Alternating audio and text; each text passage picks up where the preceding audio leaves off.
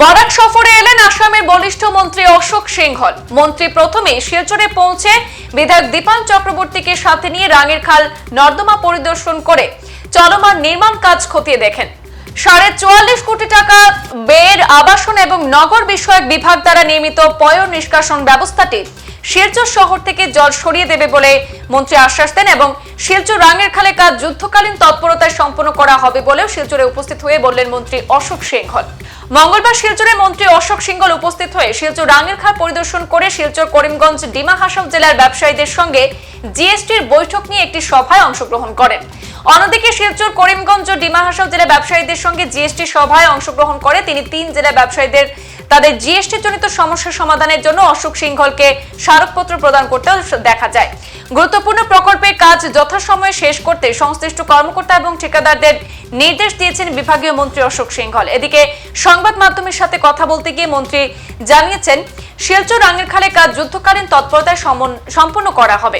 সরকার সব সময় জনগণের পাশে থেকে কাজ করে যাচ্ছে।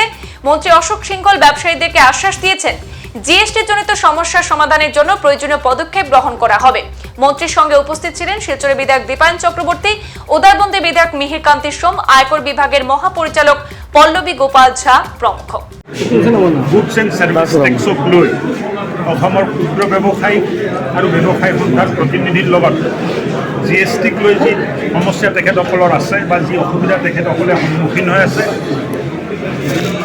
তাৰ ওপৰত গুৱাহাটী, বঙাইগাঁও, তেজপুৰ, শিলচৰ এই 4 জেগাত আমাৰ কনচালটেশ্যন হৈ গ'ল আৰু ব্যৱসায়ী ক্ষুদ্ৰ ব্যৱসায়ী সন্থাৰ প্ৰতিনিধিসকলে তেখেতসকলে জিএছটিৰ যিটো সমস্যাৰ সন্মুখীন হৈ আছে বা যিটো নটিছৰ এটা অসুবিধাৰ লগত তেখেতসকলে মুখামুখি হৈ আছে তাৰ বুজ আমি ল'লোঁ আৰু অহা 10 দিনৰ ভিতৰত মুখ্যমন্ত্ৰী ডাঙৰীয়াক, অসম কেবিনেটক, অজন্তা বাইদেউ আৰু মই আমাৰ প্ৰতিবেদন সাবমিট কৰিম আৰু মই ভাবিছোঁ বহুতখিনি সমস্যা মুখ্যমন্ত্রী ডাঙরিয়ার নেতৃত্বত আমি নিষ্পত্তি করব। স্যার, শিলচরে কর্পোরেশন নির্বাচন কবে হবে? কোর্টে একটা কেস চলছে, আমি মনে করি যে আগামী 2 মাসের ভিতরে বা 1.5 মাসের ভিতরে কেসটা শেষ হবে, তারপরে ইলেকশন। আমরা কালকে দেখলাম যে সিজিএসটির একজন অ্যাসিস্ট্যান্ট কমিশনারকে সিবিআই ঘুষ নেওয়ার জন্য অ্যারেস্ট করলো। তো করাপশন কি এখনো আছে? করাপশন তো আজ না, বহুদিন আগের থেকে চলছে, যুগ ধরে চলছে আর যুগ ধরে চলবে। কতটুকু আমরা মানে রাখাতে পারি সেটাই বড় ব্যাপার না।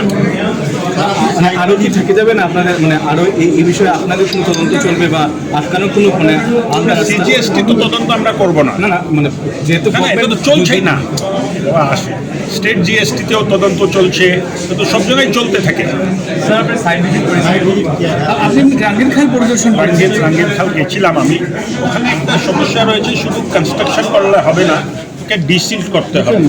এগুলো জাবর জোথর ভিতরে আছে, ওগুলো বাইর করতে হবে। আমি মনে করি ওটা বাইর করলে টাউনে মানে বানপানির সমস্যাটা কম। কতদিনের মধ্যে হতে পারে কোনো প্ল্যান?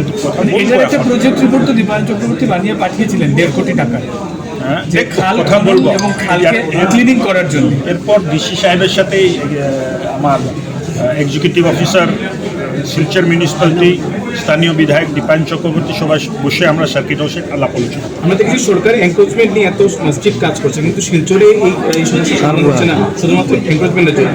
আপনার কোনো স্ট্রিক্ট হচ্ছে না, এনক্রোচ হয়ে রয়েছে শিলচর, লোকাল সমস্যা আছে। সংবাদ এ পর্যন্তই, ফিরছি পরবর্তী অন্যান্য আপডেট নিয়ে। ধন্যবাদ।